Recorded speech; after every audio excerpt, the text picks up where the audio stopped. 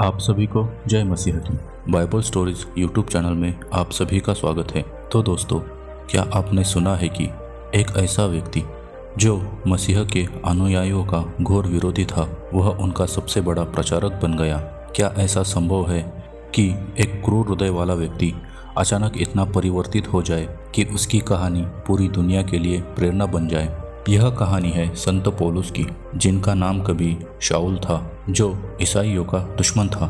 लेकिन एक रहस्यमयी रोशनी और एक दिव्य आवाज़ ने उनके जीवन को ऐसा मोड़ दिया कि वह पूरी दुनिया में मसीह के संदेश के वाहक बन गए। इस वीडियो में हम आपको लेकर चलेंगे उस रहस्यमयी यात्रा पे, जहाँ एक व्यक्ति का हृदय परिवर्तन पूरी मानवता के लिए प्रेरणा बन गया। आप इस कहानी के हर मोड़ पर चकित और प्रेरित होंगे, इसलिए वीडियो के अंत तक हमारे साथ बने रहिए, क्योंकि यह केवल एक कहानी नहीं है, यह आपके जीवन को बदलने वाला संदेश है। तो पूरी कहानी क्या है, यह जानने से पहले इस वीडियो को एक लाइक करके चैनल को सब्सक्राइब ज़रूर करिए और साथ ही कमेंट में जय मसीह की ज़रूर लिखें। तो चलिए वीडियो शुरू करते हैं। पौलुस नबी का असली नाम शाऊल था। वह तरतूस का रहने वाला था, जो उस समय के रोमन साम्राज्य का एक महत्वपूर्ण शहर था। शाऊल एक यहूदी था और अपने समय के सबसे श्रेष्ठ धार्मिक शिक्षकों में से एक गमालियन से शिक्षा प्राप्त कर चुका था और धर्म और व्यवस्था का कट्टर समर्थक था। शाऊल के लिए ईसाई धर्म केवल एक विद्रोह था और उसे अपने धर्म और परंपराओं के लिए खतरा मानता था। उसने ईसाइयों को सजा दिलाने और जेल में डालने और यहाँ तक कि उन्हें मरवाने में भी कोई कसर नहीं छोड़ी। उसके भीतर ईसाइयों के प्रति एक गहरी नफरत थी, लेकिन उसे यह पता नहीं था कि वह खुद एक बड़े ईश्वरीय चमत्कार का पात्र बनने वाला है। एक दिन शाऊल दमिश्क की ओर जा रहा था। उसके पास रोमन अधिकारियों से अनुमति पत्र था ताकि वह वहां के ईसाइयों को गिरफ्तार कर सके। यह यात्रा उसके जीवन की सबसे बड़ी यात्रा बन गई। रास्ते में अचानक एक तेज चमकदार प्रकाश आकाश से उतरा। यह प्रकाश इतना प्रबल था कि शाऊल के घोड़े ने संतुलन खो दिया और शाऊल जमीन पर गिर पड़ा। वह उस प्रकाश से आंखें नहीं खोल सका। तभी एक गंभीर रहस्यमयी आवाज सुनाई दी, शाऊल, तुम मुझे क्यों सताते हो? शाऊल ने कांपते हुए पूछा, हे प्रभु, आप कौन हैं? आवाज ने उत्तर दिया, मैं यीशु हूँ, जिसे तुम सताते हो। उठो और शहर में जाओ, वहाँ तुम्हें बताया जाएगा कि तुम्हें क्या करना है। शाऊल 3 दिनों तक अंधा रहा। न वो कुछ खा सकता था और न ही पी सकता था। यह उसके लिए आत्मा की एक कठिन परीक्षा थी। दमिश्क में एक ईसाई शिष्य था जिसका नाम अनन्यास था। प्रभु ने उसे एक दर्शन में शाऊल के पास जाने और उसे चंगा करने के लिए कहा, लेकिन अनन्यास भयभीत था। उसने कहा, प्रभु, ये वही शाऊल है जो आपके अनुयायियों को सताने आया है। प्रभु ने उत्तर दिया, जाओ, क्योंकि वह मेरा चुना हुआ पात्र है। वह मेरे नाम को गैर यहूदियों, राजाओं और इज़राइल के लोगों के सामने प्रकट करेगा। अनन्यास ने साहस जुटाया और शाऊल के पास गया। उसने उसके सिर पर हाथ रखा और कहा, भाई शाऊल, प्रभु यीशु जो तुम्हें रास्ते में दिखाई दिए थे, उन्होंने मुझे भेजा है कि तुम्हें फिर से दृष्टि मिले और तुम पवित्र आत्मा से भर जाओ। तुरंत शाऊल की आंखों से जैसे कुछ गिरा और वह फिर से देखने लगा।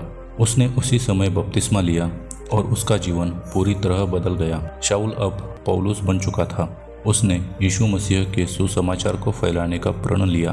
पौलुस ने जीवन भर यीशु के नाम को प्रचारित किया। उसने अनगिनत कठिनाइयों का सामना किया। उसे जेल में डाला गया, पत्थरों से मारा गया, जहाज डूबा और यहाँ तक कि उसे मृत्यु की धमकी भी मिली।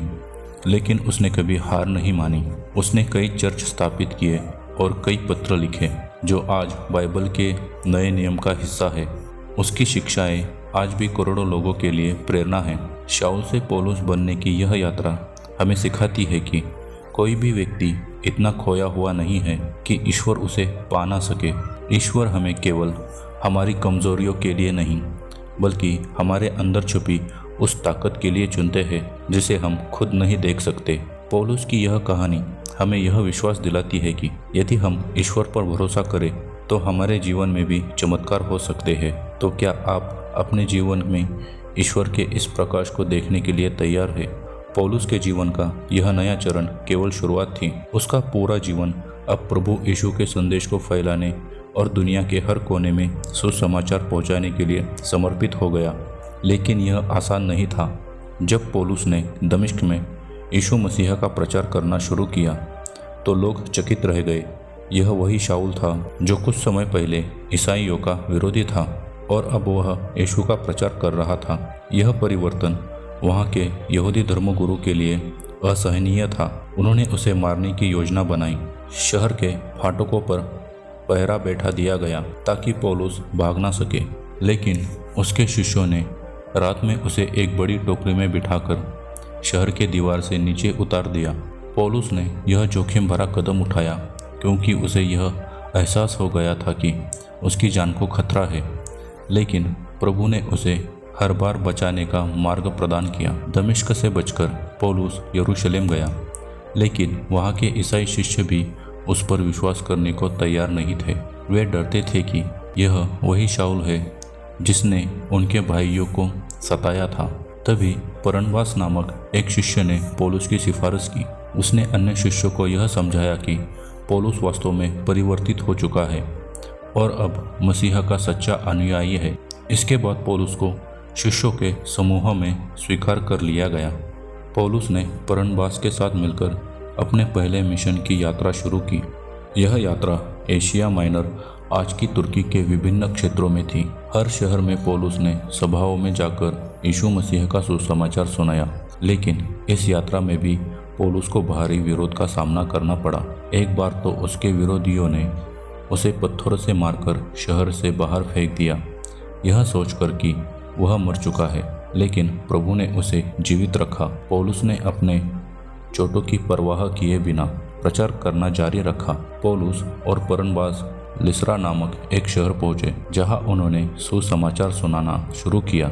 यहाँ एक व्यक्ति जो जन्म से अपाहिज था, वह उनकी सभा में सुनने आया। पौलुस ने उसकी ओर देखा और पवित्र आत्मा से प्रेरित होकर कहा, उठो और अपने पैरों पर खड़े हो जाओ। और तुरंत ही वह व्यक्ति चलने लगा। यह देखकर लोग चकित हो गए और पौलुस और बरनबास को देवता मानने लगे। उन्होंने उन्हें बलिदान चढ़ाने की तैयारी शुरू कर दी। लेकिन पौलुस ने उन्हें रोका और कहा, हम केवल इंसान हैं।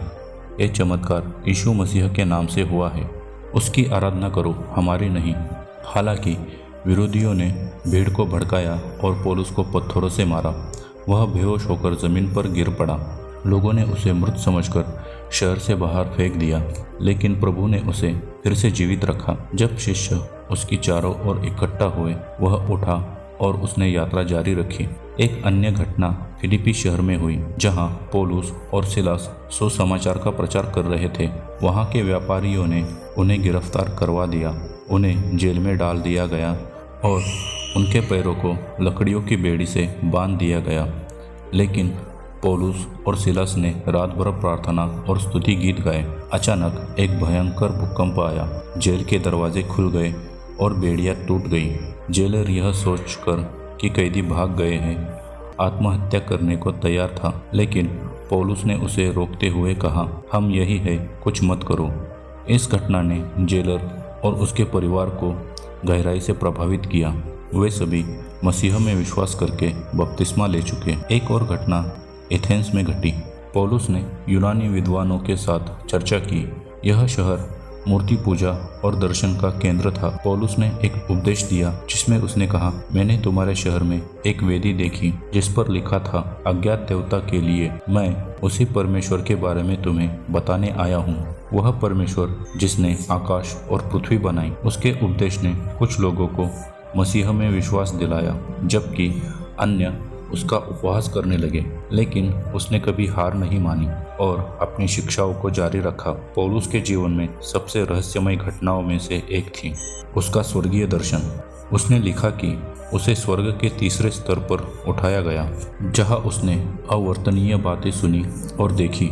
उसने इसे विस्तार से वर्णित नहीं किया, लेकिन यह अनुभव उसके जीवन का महत्वपूर्ण हिस्सा बना। उसने यह महसूस किया कि प्रभु इसे एक विशेष उद्देश्य के लिए इस्तेमाल कर रहे हैं। पौलुस की एक और प्रसिद्ध घटना तब हुई जब वह रोम के लिए यात्रा कर रहा था। पौलुस को पता था कि उसकी अंतिम यात्रा रोम के लिए होगी। रोम जाकर वह राजा के समक्ष सुसमाचार का प्रचार करना चाहता था। रोम जाने के दौरान पौलुस जिस जहाज पर था वह समुद्र में एक भयंकर तूफान में फंस गया। 14 दिनों तक यात्री भूखे प्यासे संघर्ष करते रहे। पौलुस ने उनके साथ प्रार्थना की और उन्हें विश्वास दिलाया कि प्रभु उन्हें बचाएंगे। तूफान के बाद जहाज एक द्वीप पर टूटकर रुक गया। यह द्वीप माल्टा था। वहाँ भी एक चमत्कार हुआ। जब पौलुस लकड़ी इकट्ठा कर रहा था तब एक जहरीले सांप ने उसे काट लिया, लेकिन उसे कुछ भी नहीं हुआ। यह देखकर वहाँ के लोगों ने उसे एक दिव्य व्यक्ति माना। रोम में पौलुस को कैद किया गया, लेकिन इस दौरान उसने कई पत्र लिखे जो आज बाइबल का हिस्सा है। उसने अपने अंतिम शिक्षा में लिखा है, मैंने अच्छी लड़ाई लड़ी है, मैंने अपनी दौड़ पूरी कर ली है और मैंने अपने विश्वास को बनाए रखा है। आखिरकार उसे शहादत दी गई। कहा जाता है कि रोम में सम्राट नीरो के शासनकाल में उसे सिर काटकर मार दिया गया। पौलुस की कहानी केवल एक व्यक्ति के परिवर्तन की कहानी नहीं है, बल्कि यह हमें दिखाती है कि ईश्वर का प्रकाश कितना शक्तिशाली है। यह कहानी हमें प्रेरित करती है कि अंधकार चाहे कितना भी घना क्यों न हो, लेकिन ईश्वर का प्रेम हमें हर स्थिति से बाहर निकाल सकता है। क्या हम भी पौलुस की तरह अपनी कमजोरियों को ताकत में बदलने के लिए तैयार हैं? क्या हम अपने जीवन में ईश्वर के बुलावे को सुन सकते हैं? दोस्तों, पौलुस की यह कहानी हमें यह सिखाती है कि हर व्यक्ति की कहानी ईश्वर के लिए विशेष होती है। चाहे आप कितने भी अंधकार में हो, प्रभु का प्रकाश आपको नई राह दिखा सकता है। पौलुस की कहानी हमें यह सिखाती है कि कोई भी इतना पापी या बुरा नहीं हो सकता कि ईश्वर उसे बदल ना सके। प्रभु का प्रेम और अनुग्रह हर अंधकार को प्रकाश में बदलने की शक्ति रखता है। पौलुस ने अपने जीवन को एक उद्देश्य के लिए समर्पित किया और उसकी शिक्षाओं ने दुनिया को बदल दिया। आज हमें खुद से पूछने की ज़रूरत है, क्या हम भी उस आह्वान को सुन सकते हैं जो ईश्वर हमारे लिए कर रहा है? याद रखें, परिवर्तन केवल एक क्षण की बात है। जैसे पौलुस ने अपने अतीत को पीछे छोड़कर मसीह को अपना लिया, वैसे ही हम भी अपने जीवन में इस प्रकाश को स्वीकार कर सकते हैं। आप सभी का धन्यवाद इस कहानी को सुनने और इसे दिल से महसूस करने के लिए। अगर यह कहानी आपको प्रेरणादायक लगी हो और आपने इससे कुछ नया सीखा हो तो इस वीडियो को अपने दोस्तों और परिवार के साथ शेयर करें। अगर आप ऐसी ही और कहानियाँ और संदेश सुनना चाहते हैं तो हमारे चैनल बाइबल स्टोरीज को सब्सक्राइब करना ना भूलें। धन्यवाद।